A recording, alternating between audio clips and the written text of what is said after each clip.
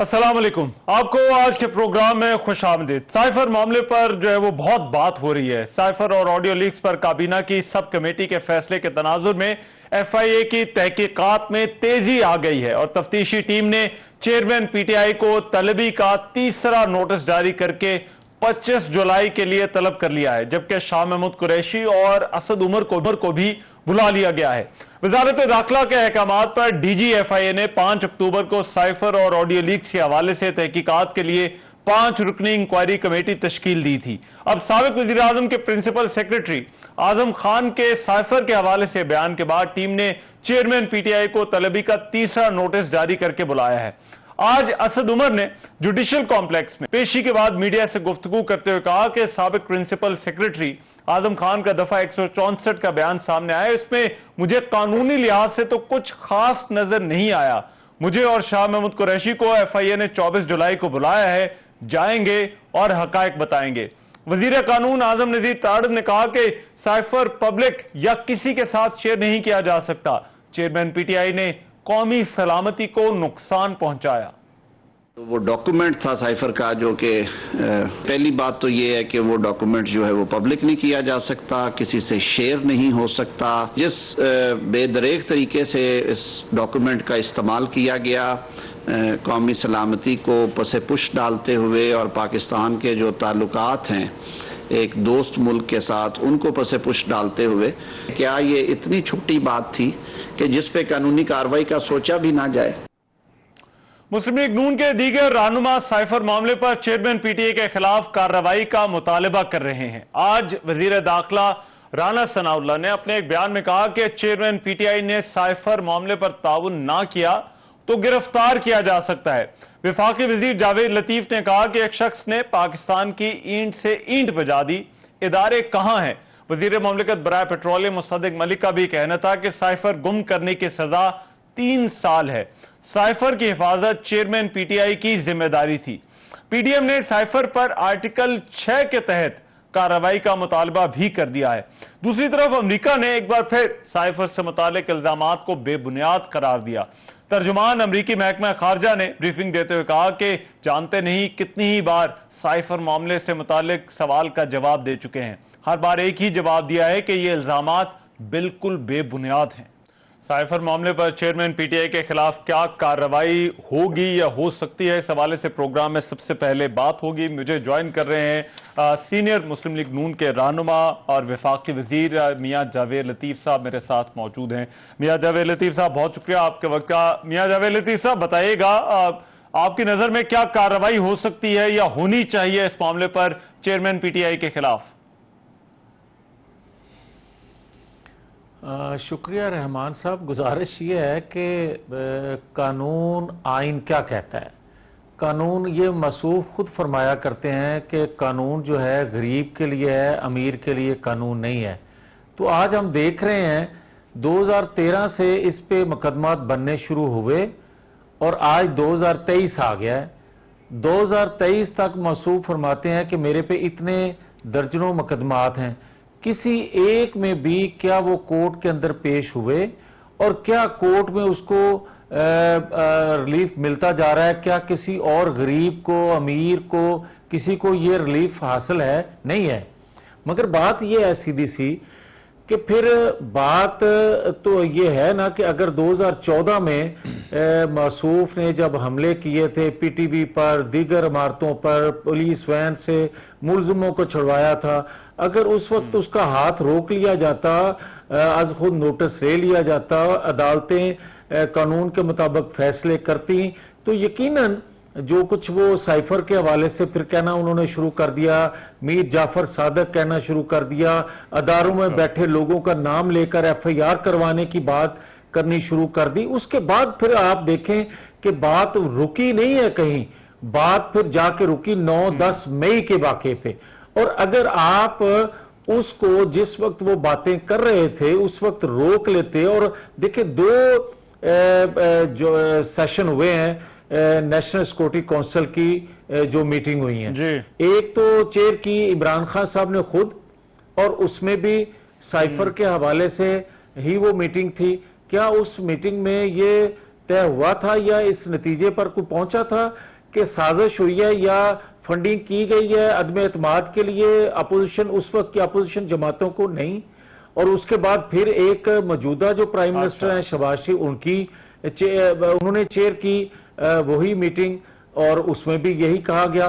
भाई बात यह है कि अगर आप मगर एक किरदार वही था, उस वक्त की जो एस्टेब्लिशमेंट थी, दोनों मीटिंग में वही एस्टेब्लिशमेंट थी।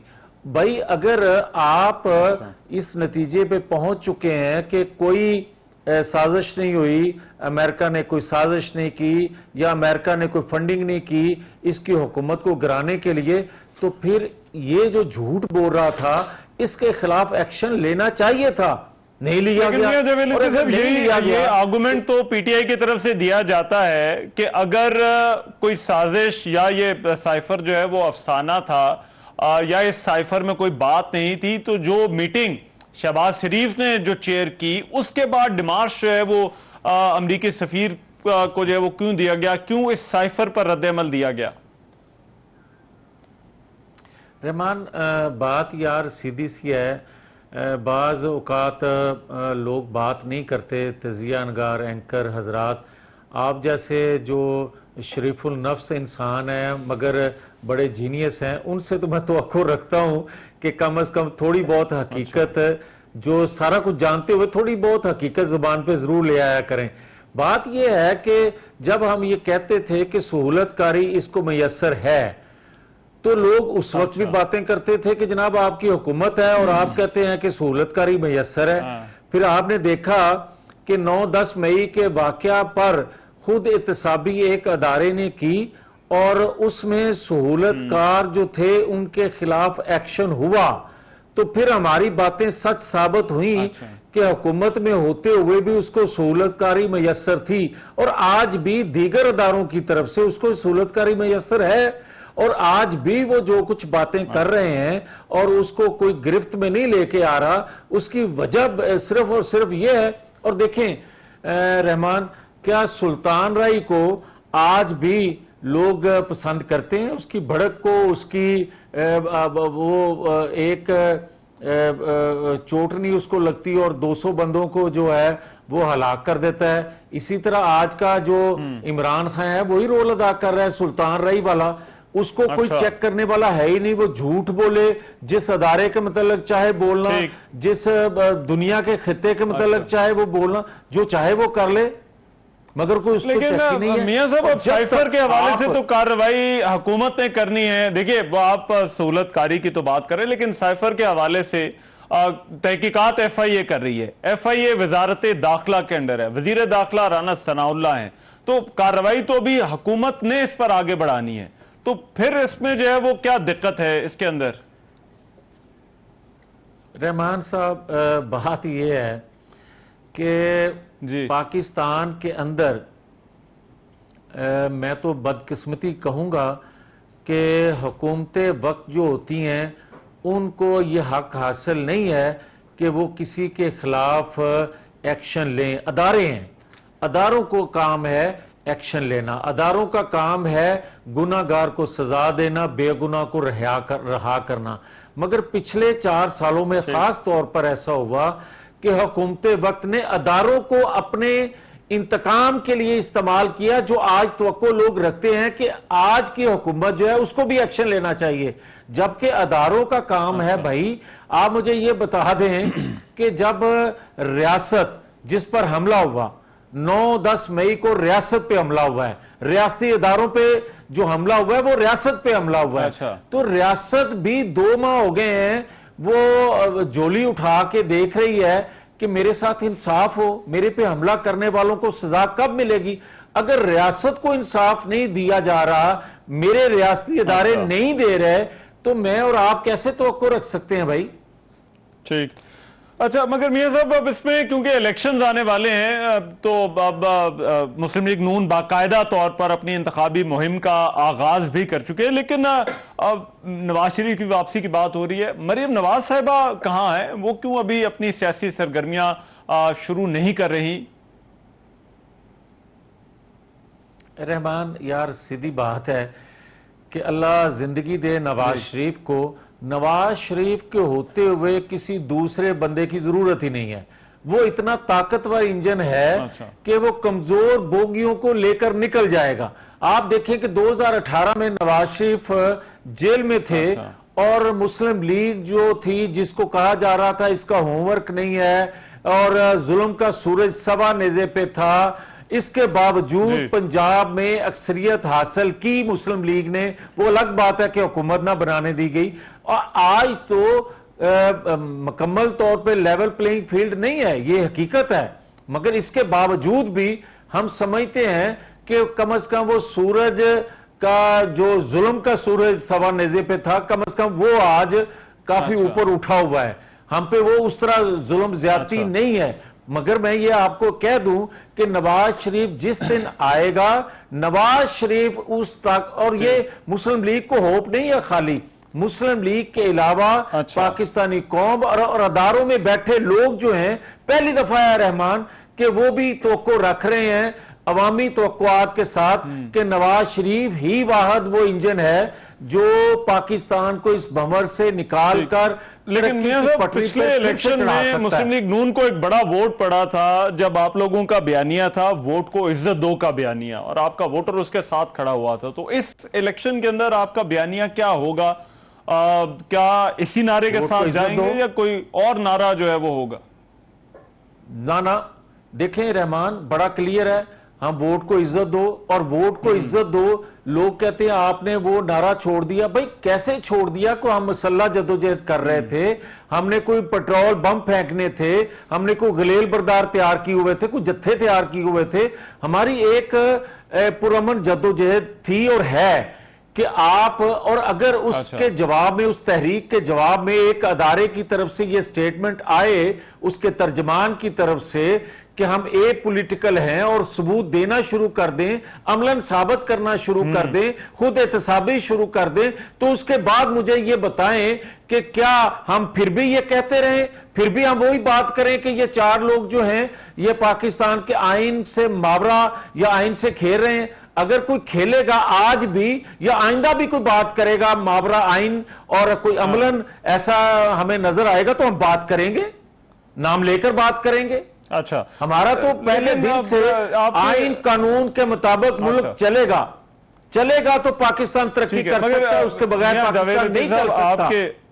ठीक है, आपके कॉलीग ही हैं कैबिनेट में ख्वाजा आसिफ, उन्होंने एक प्रोग्राम में इशारा दिया कि शायद चीफ जस्टिस के जाने का इंतजार हो रहा है मियां साहब की वापसी के लिए। क्या वाकई मियां नवाज शरीफ जो है वो सितंबर के वस्त का इंतजार कर रहे हैं वापसी के, और उसके बाद मियां साहब की वापसी होगी? रहमान, ये बड़ी बदकिस्मती है, बहुत से फैसले पेंडिंग हैं, बहुत सारे फैसले रियासत के पेंडिंग हैं, और वो सोचा जा रहा है कि सितंबर निकल ले या मिड सितंबर आ ले तो फिर कोई बात। इससे बड़ी बदकिस्मती और क्या हो सकती है? इंसाफ का कत्ल इससे बड़ा और क्या हो सकता है? और जिस रियासत में इंसाफ का कत्ल हो जाए, फिर वहां से मायूसियां पैदा होती हैं, फिर वहां से खाना जंगी पैदा होती है, फिर ये ऐसा जहर अवाम में घुल जाता है, ये ऐसा वायरस अवाम में फैल जाता है कि उसके बाद तकसीम दर तकसीम कौम हो जाती है, जो आज हम देख रहे हैं। आप मुझे ये बताएं कि मैं बात कर रहा हूं 9-10 मई की, मैं ये कह रहा हूं कि रियासत को इंसाफ नहीं मिल रहा, 9-10 मई के मुजरमों को सजा नहीं मिल रही, पेश होने से पहले उनको बरी कर दिया जाता है, नोटिस बाद में होता है, पहले उसकी जमानत कंफर्म कर दी जाती है। तो मैं इंसाफ कहां से लूंगा भाई? फिर 2017 के किरदार अभी तक मुतहर्रिक हैं, तो 2017 के लोग जो हैं जिनको बेकसूर होते हुए सजाएं मिली हैं, वो इंसाफ कहां से सितंबर से पहले मिल जाएगा उनको? ठीक, मियां जावेद लतीफ साहब, बहुत शुक्रिया आपके वक्त का। मियां जावेद लतीफ, वफाकी वजीर मुस्लिम लीग नून, बात कर रहे थे। अभी एक ब्रेक लेते हैं, ब्रेक के बाद तहरीक इंसाफ क्या समझती है कि ये साइफर मामले पर तहकीकात क्या FIA कर सकती है, और क्या जो है वो चेयरमैन PTI पेश होंगे इस FIA की कमेटी के सामने या नहीं? इस ब्रेक के बाद वेलकम बैक। हुकूमत और पीडीएम के मुख्तलिफ रहनुमाओं का मुतालबा है कि चेयरमैन पीटीआई इमरान खान के खिलाफ कार्रवाई की जाए साइफर गुमशुदगी के हवाले से, और कुछ आर्टिकल 6 की बात हो रही है और कहीं पर जो है वो मुख्तलिफ सजाओं के हवाले से जिक्र हो रहा है। क्या कानूनी कार्रवाई हो सकती है? पाकिस्तान तहरीक इंसाफ इस मामले को किस तरह से देख रही है? मेरे साथ इस वक्त मौजूद हैं शोएब शाहीन, फोकल पर्सन है लीगल अफेयर्स चेयरमैन पीटीआई, और साबिक सदर Islamabad high court bar association भी रह चुके हैं। शोएब शाहीन साहब, बहुत शुक्रिया आपके वक्त का। शोएब शाहीन साहब, ये फरमाइएगा, अभी हुकूमत की तरफ से मुतालबा है कि जो है वो खान साहब ने साइफर गुम कर दिया है, क्या कार्रवाई हो सकती है अगर इस तरह से एक साइफर है, वो साइफर चेयरमैन पीटीआई के पास था और वो साइफर अब उनसे गुम हो गया है? देखिए, पहली बात तो यह है कि साइफर तो है ही नहीं। साइफर का तो वो है मिनिस्ट्री ऑफ फॉरेन अफेयर्स में। फिर उस साइफर को with the approval of the cabinet में पेश किया गया और कैबिनेट ने उसको डीक्लासिफाई करने का हुक्म दिया। यानी वो जो डायरेक्शंस दी उसका तर्जमा हो सकता है, यानी यूँ सादा अल्फाज में अगर मैं कहूँ, उसको डीक्लासिफाई किया। क्योंकि कोडेड वर्ड्स में वो साइफर होता है। कोडेड वर्ड्स में तो आप उसको कहीं लेके नहीं जा सकते, ना ही वो उसको पब्लिश कर सकते हैं, ना किसी के सामने पेश कर सकते हैं, ना उसको आप समझ सकते हैं। उसका तर्जमा किया गया और उस तर्जमे की जो कॉपी थी उसको फिर सेव किया गया और उसको डी कोडिफाइड करके उसकी फिर कॉपी नेशनल असम्बली के स्पीकर को भेजी गई और स्पीकर ने through I think president Alvi के ज़रिए चीफ जस्टिस ऑफ पाकिस्तान को भिजवाई कि जी आप इसमें जुडिशल कमीशन कॉन्स्टिट्यूट करें। तो इसलिए ये चीज़ें तो सारी सेटल डाउन हो गई थी, कोई आज की बात तो ये है नहीं। दूसरी बात ये है कि ये आप जो कल राना सनाउल्लाह साहब तकरीरें फरमा रहे थे, उनके अपने अल्फाज देख लें कि जी साइफर तो मिनिस्ट्री ऑफ इंटीरियर में मौजूद, मिनिस्ट्री ऑफ फॉरेन अफेयर्स में मौजूद है। ये उनकी जो पुरानी तकरीरें थी, तो लिहाजा ये तो कोई इशू नहीं है। अब क्वेश्चन यहाँ ये बनता है कि हमारे मुल्क में एक आइन मौजूद है, कानून मौजूद है। एक 22 ग्रेड का रिटायर्ड ऑफिसर को किडनैप किया गया, अगवा किया गया। आज से 1 महीना से ज़ायद अरसा हो गया है। 1 महीना वो गायब रहा, वो पाबंद रहा और इस्लामाबाद हाई कोर्ट में उसकी पटिशन फाइल हुई, FIR दर्ज हुई और इस्लामाबाद हाई कोर्ट में लॉ इन्फोर्समेंट एजेंसीज ने आकर कहा कि जनाब हम वो अगवा हो चुका है, मिसिंग पर्सन में शामिल है, हम उसके वेयर अबाउट्स उसको तलाश करने की कोशिश कर रहे हैं और हम जल्दी कल्प्रेट्स तक पहुंच जाएंगे। अब उसका अंजाम ये हुआ कि बजाय मिनिस्टर इंटीरियर आकर के ये बताता और इस पे पहले तहकीकात होती कि अगवा किसने किया, कौन उसको लेकर गया, किसकी कस्टडी में रहा और इतना अरसा कहाँ रहा, तो बजाय इस बात के कि वो एक बना हुआ प्रिंटेड फॉर्म में, जो उसका स्टेटमेंट भी नहीं है, ना मजिस्ट्रेट के उस पर दस्तखत है, ना ही वो ये है कि उसकी स्टेटमेंट है, उसमें लिखा हुआ है मिस्टर आजम खान ने ये कहा और IK के बारे में ये कहा। ये एक टाइप शुदा कोई स्टेटमेंट किसी ने दी है जो कि सारी साफी बिरादरी के पास भी चल रही है और मिनिस्टर इंटीरियर के पास भी और सारे पाकिस्तान में चल रही है। शोएब शाहीन साहब, अब हुकूमत का अभी आर्गुमेंट तो ये है कि ये क्लासिफाइड डॉक्यूमेंट था और इसको पब्लिक नहीं किया जा सकता, लेकिन चेयरमैन पीटीआई ने इसको जलसों में डिस्कस किया, मीटिंग्स के अंदर जो है वो इस पर बात की, तो ऑफिशियल सीक्रेट एक्ट की जो है वो खिलाफ वर्जी हुई है। देखिए, पहली बात तो यह है कि ये फैसला किसने करना है कि कौन से डॉक्यूमेंट को हमने कहाँ इस्तेमाल करना है और क्या फैसला करना है और क्या नहीं करना, ये कैबिनेट है। यानी federal government has to decide, not an individual, and cabinet has already decided. उसके मिनट्स मौजूद हैं। फिर फेडरल कैबिनेट ने ये फैसला किया कि इस साइफर की कॉपी यानी उसका डी कोडिफाइड करके इसको नेशनल सिक्योरिटी काउंसिल में रखा जाए, इसलिए कि ये सिक्योरिटी से रिलेट करता है, मुल्क की सलामती को खतरा है। यानी आपके कागज आ जाए जिससे ये पता चले कि आपके पाकिस्तान पे अटैक होने वाला है और प्राइम मिनिस्टर कहे कि नहीं नहीं नहीं इसके बारे में बात नहीं करनी, इसको बंद करके रख दो बंद लिफाफे में, हमने किसी जगह इसको डिस्कस नहीं करना। मुल्क एक सॉवरन मुल्क की सलामती और खुद मुख्तारी के ऊपर ये एक अटैक था, उसने नेशनल सिक्योरिटी काउंसिल में रखा। नेशनल सिक्योरिटी काउंसिल ने उस पर मिनट्स अपने जारी किए और इंटरफेरेंस उसको एस्टेब्लिश किया और साथ कहा कि इसको डिमार्शे किया जाए, यानी शदीद एहतजाज एम्बेसडर को बुला के उनको पकड़ाया जाए उनके हाथ में कि ये तुम लोगों ने क्या हरकत की है। फिर DG ISPR ने आकर के उसके ऊपर प्रेस कॉन्फ्रेंस की है। फिर जब रजीम चेंज हो गया तो शहबाज शरीफ साहब दोबारा बरसरे इक़्तिदार जब आ गए तो उसने दोबारा नेशनल सिक्योरिटी काउंसिल की एक मीटिंग दोबारा बुलाई जिसके अंदर असद मजीद जो उस वक्त का एम्बेसडर था USA का वो आता है और वो आकर के अपनी स्टेटमेंट रिकॉर्ड कराता है और वो कंटेंट्स ऑफ साइफर को कंफर्म करता है, फिर उसके मिनट्स जारी होते हैं, फिर वो जा करके असम्बली के फ्लोर पे खड़े होकर शहबाज शरीफ साहब कहते हैं कि उसमें धमकी आमेज अल्फाज थे जिसका हमने शदीद एहतजाज किया है।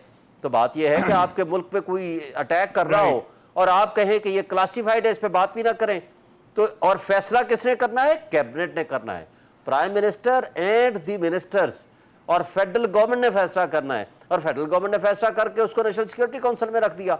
और उसके बाद जब सुप्रीम कोर्ट में मैटर गया कासिम सूरी की रूलिंग के खिलाफ, तो उसके अंदर minutes of the national security council के मिनट्स रिप्रोड्यूस हुए रिकॉर्डेड है, और उसमें उन्होंने ये कहा है कि जनाब ठीक है, हम ये मानते हैं कि इसमें इंटरफेरेंस है, लेकिन क्या हमारी ये अपोजिशन वाले, उस जमाने की अपोजिशन जो बरसरे इक़्तिदार आ रही थी या नो कॉन्फिडेंस मोशन लेके आ रही थी, क्या ये भी इन लीग थे या ये भी इस साजिश में मुलव्वस थे?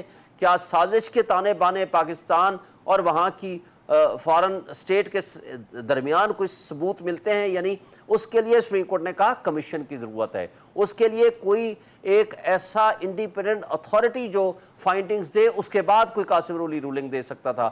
लेकिन कासिम सूरी की वो रूलिंग जिसने सिर्फ इस साइफर को बुनियाद बना के रूलिंग दी है, वो अनकॉन्स्टिट्यूशनल है। तो मैं समझता हूं कि ये सारी चीजें ऑलरेडी एस्टैब्लिश हो चुकी हैं, किसी किस्म का इसमें कोई इबाम नहीं है। लेकिन चूंकि आप 180 मुकदमात से ये फाशिस्ट हुकूमत कोई मकसद हासिल नहीं कर सकी और उनके सामने अब कोई और चीज नहीं रहा, तो उन्होंने कहा कि चलो एक मुकदमा और सही। जी, लेकिन मुझे इसमें शोएब शाहीन साहब एक चीज जो हुकूमत कह रही है, और आज वजीर कानून ने प्रेस कॉन्फ्रेंस में भी कही, उन्होंने कहा कि इस साइफर को सियासी मकासद के लिए इस्तेमाल किया गया, और उन्होंने तो कहा कि 14 साल तक सजा भी हो सकती है। तो क्या एक जो सिफारती कम्युनिकेशन थी उसको सियासी मकसद के लिए नहीं इस्तेमाल किया गया? मुझे बताएं, पीपीसी में, सीआरपीसी में, नैब लॉ में किसी जगह लिखा हुआ है कि कोई काम सियासी मकसद के लिए होगा, ये गैर सियासी मकसद के लिए होगा? भाई बात यह है कि एक फैक्चुअल, एक फैक्ट है, existence of cipher is established and admitted by all the concern, उसके कंटेंट्स आज भी मौजूद हैं। शहबाज शरीफ साहब ने यह कहा था कि मैं इस पे इंडिपेंडेंट कमीशन बनाऊंगा, और इमरान खान साहब ने उस जमाने में जनरल रिटायर्ड तारिक की सरबराही में कमीशन बना दिया था, और वो कमीशन से वो माजरत कर ली थी, उन्होंने कहा मैं नहीं इसकी सरबराही करता हूँ। उसके बाद उनका रजीम चेंज हो गया और शहबाज शरीफ ने कहा कि मैं इस पर इंडिपेंडेंट कमीशन बनाऊंगा। देखें, आज भी इंडिपेंडेंट कमीशन बने और वो डिग आउट करे, वो तो एग्जिस्टेंस ऑफ साइफर तो मौजूद है। देखें, मुझे ये बताएं कि मिनिस्टर ऑफ इंटीरियर आकर के जो बातें कर रहा है, उसके सुबार्डिनेट ऑफिस है मिनिस्ट्री ऑफ इंटीरियर का FIA, उसके जरिए तहकीकात क्या इंडिपेंडेंट होंगी? इंडिपेंडेंट तहकीकात तो कोई हाई पावर जुडिशल कमीशन कर सकता है। वो प्राइम मिनिस्टर से भी पूछे, वो आसिफ जरदारी से भी पूछे, वो फजल रहमान से भी पूछे, शहबाज शरीफ से भी पूछे, वो लिंक ढूंढे जिसके नतीजे में क्या ये साजिश थी या सिर्फ इंटरफेरेंस। शोएब शाहीन साहब, इस हवाले से वजीर आजम ने खत तो लिखा था चीफ जस्टिस को कि इसकी तहकीकात कराई जाए, और लेकिन अब FIA तहकीकात करी है, तो आप कह रहे हैं कि FIA इसकी तहकीकात नहीं कर सकती या इस मैटर को नहीं देख सकती? सबॉर्डिनेट ऑफिस जो है मिनिस्ट्री ऑफ इंटीरियर का, वो क्या इंडिपेंडेंट तहकीकात करेगा? वो तहकीकात तो वो करेगा कि मुझे बताएं, पहली तहकीकात तो इस पे होनी चाहिए थी कि आजम खान को अगवा किसने किया, वो तो किसी ने आज तक तहकीकात करके नहीं बताया। और मिनिस्ट्री ऑफ इंटीरियर को किसने आकर बता दिया, ये स्टेटमेंट किसने दी है? हम फर्ज करो, हम तस्वर कर लेते हैं कि ये किसी मजिस्ट्रेट या FIA के दरमियान होने वाली कोई कार्रवाई है, तो उन्होंने तो कल फाइंडिंग्स दे के कह दिया उसको गिरफ्तार करो, उसको ये करो, उसको वो करो और उसको ये ना करो, तो इंडिपेंडेंट इंक्वायरी किस बात की फिर होगी? तो independence of the investigating authority क्या काम करेगी? तो सारे उनके अंडर कंट्रोल है। तो आप क्या उससे तवक्को रखेंगे कि वो वाकई सही मानों में इसकी प्रॉपर इंक्वायरी कर सकेंगे? इसको तो हाई पावर्ड कमीशन। लेकिन मुझे अब ये बताइए कि अब मुझे अब ये बताइए, 25 जुलाई को FIA ने बुला लिया है, तो क्या चेयरमैन PTI FIA के सामने पेश होंगे? अभी मेरी इस मौजू पे बात नहीं हुई, तो जाहिर है उनको नोटिस अगर मिला होगा तो वो उसके बारे में जो वो राय कायम करेंगे या जो फैसला करेंगे उसको फिर आगाह करेंगे आपको। ठीक है, बहुत शुक्रिया। शोएब शाहीन हमारे साथ मौजूद थे, रुकन कोर कमेटी तहरीक इंसाफ और focal person legal affairs for chairman PTI बात कर रहे थे। अभी एक ब्रेक लेते हैं, ब्रेक के बाद वापस आते हैं तो कुछ और खबरों पर बात हो। जिला खैबर की तहसील बाड़ा में आज कंपाउंड के मरकजी गेट पर खुदकुश धमाके के नतीजे में शहीद होने वाले अफराद की तादाद 4 हो गई, जिसमें पुलिस एहलकार और शहरी भी शामिल हैं, जबकि 8 अफराद जख्मी भी हुए। हमले के बाद सिक्योरिटी टीमों ने जवाबी कार्रवाई की और दोनों जानिब से फायरिंग का सिलसिला जारी रहा। इस वाक़े के बाद मीडिया से गुफ्तगू में आईजी पुलिस अख्तर हयात ने कहा कि धमाका जो था वो 2 खुदकुश हमलावरों ने किया। एक हमलावर ने फ्रंट गेट और दूसरे ने पिछले दरवाजे से कंपाउंड में दाखिल होने की कोशिश की, जबकि पुलिस की जवाबी फायरिंग से ये दोनों खुदकुश हमलावर मारे गए। ये वाकया जो है वो किस तरह से हुआ और फिर इसमें अभी तक जो तहकीकात की हैं सीटीडी ने, उसमें क्या पेशरफ्त हुई है। पेशावर के हमारे bureau chief express news Jamshed बागवान इस वक्त मेरे साथ मौजूद है, उनसे जानते हैं। जमशेद, बहुत शुक्रिया। जमशेद, ये बताइएगा कि सीटीडी ने अभी तक जो इस मामले की तहकीकात की हैं, क्या बातें जो हैं वो सामने आई हैं? एक तो रहमान जो इंस्पेक्टर जनरल ऑफ पुलिस है, उन्होंने कहा था ये 2 खुदकश थे जो 2 मुख्तलिफ से आए थे। अभी थोड़ी देर पहले जो खैबर पख्तूनख्वा के निगरान चीफ मिनिस्टर है, उन्होंने ऐसे इशारे दिए हैं कि इस हमले में जो है वो टीटीपी मुलविस हो सकती है। रहमान, ये आज मैं इसको खुशकिस्मत ही कहूँगा कि जो ये खुदकश हमले है ये पुलिस काम में नाकाम बना है जो एहलकार है। इससे पहले इंटेलिजेंस एजेंसियाँ हैं, उन्होंने बिल्कुल ऐसे ही इत्तला दी थी कि बाड़ा में ये कंपाउंड जो है इसको निशाना बनाया जाएगा और इसीलिए जो पुलिस थी या जो कंपाउंड के अंदर सिक्योरिटी के एहलकार थे वो अलर्ट थे और जैसे ही अटैक हुआ उन्होंने फौरन उसको नाकाम बनाया। जो नुकसान हुआ है वो दूसरे खुदकश के जो धमाका है उससे हुआ है, जिससे कंपाउंड की इमारत गिर गई थी, उस वजह से नुकसान हुआ है। लेकिन जमशेद, ये बताइएगा, ये इस हवाले से बड़े तहफ़्फ़ुज़ात हैं, ख़ासतौर पर जो अफगानिस्तान का कनेक्शन है टीटीपी का, और इस हवाले से वज़ीर दिफा भी कह चुके हैं, ISPR की तरफ से भी बयान आ चुका है। तो खैबर पख्तूनख्वा की जो हुकूमत है वो क्या कर रही है इस वक्त ताकि इन वाक़यात को जो है वो रिस्पॉन्ड भरपूर तरीके से किया जा सके या इनको रोका जा सके? अगर हुकूमत की बात कही जाए, जो निगरान हुकूमत है वो लगता है कि वो ऐसे है जैसे इस मामले में वो सोई हुई है। जो सारे इकदाम है या तो वो इस्लामाबाद से होते हैं या जो सिक्योरिटी एजेंसियां हैं वो खुद ही जो जवाब देती हैं। कोई इस तरह का फ्रंट पे लड़ने वाला या बात करने वाला नजर नहीं आता। आज पहली दफा चीफ मिनिस्टर ने टीटीपी का जो नाम लिया है, निगरान चीफ मिनिस्टर ने, वो भी इशारों में लिया है। और अगर अफगानिस्तान का कनेक्शन देखा जाए तो पिछले कई महीने से जो हमारी नई हुकूमत आई है, एक तो उन्होंने जो तालिबान को रिहा करने की पॉलिसी थी उससे उसको रोक दिया है और दूसरा जो है अफगान हुकूमत से मुसलसल प्रेशर है। आपको याद है कुछ चंद माह पहले हमारे वजीर दिफा और ISI चीफ भी काबुल गए थे, उसके पहले हमारी जो नायब वजीर खारजा है हिना रबानी कर, वो भी गई थी। और अब परसों ही जो हमारे वजीर दिफा है उन्होंने काफी सख्त किस्म का बयान दिया है। इधर हमें जो पेशावर में जो सिक्योरिटी हुकाम ने उन्होंने पिछले महीने बताया था कि कुछ इकदाम अफगानिस्तान में उठाए गए हैं, लेकिन अफगानिस्तान में मसला ये है कि जो तालिबान है उनकी गिरफ्त उस तरह नहीं है जिस तरह अफगान फोर्सेस की थी या जिस तरह पाकिस्तानी फोर्स की कंट्रोल है पाकिस्तान के ऊपर जड़े है, कबायली बंदी है, लोकल तालिबान है, तो उस वजह से भी काफी मुश्किलात आ रही है। इस तरह की तालिबान की जो फौज है वो इस तरह की मुनज़्ज़म नहीं है कि उस आर्मी चीफ कुछ कह दे तो वो नीचे तक वो हुक्म अमल में हो चला जाए। हमने देखा कि जनरल मुबीन जैसे होते रहे, फिर हमारे चमन बॉर्डर पे नुकसान हुआ, तो हम पे भी हुआ था। तो इस तरह का सिलसिला चल रहा है। फेंसिंग को भी ये नुकसान पहुंचाते हैं और ये एक दर्द-ए-सर बना हुआ है और लगता है कि पाकिस्तानी हुकूमत ने कुछ इस हवाले से अब फैसला या कर लिया है या इनको करना पड़ेगा कि अफगानिस्तान से ये मामला कैसे उठाया जाए। ठीक है, जमशेद बागवान, बहुत शुक्रिया। ब्यूरो चीफ एक्सप्रेस न्यूज़ बात कर रहे थे। आज जो एक हमला नाकाम बनाया गया, ये 2 खुदकुश हमलावर थे। एक ब्रेक लेते हैं, ब्रेक के बाद वापस आते हैं तो पाकिस्तान की टेस्ट क्रिकेट में बड़े अरसे बाद एक फतह हुई है, उस पर बात करेंगे।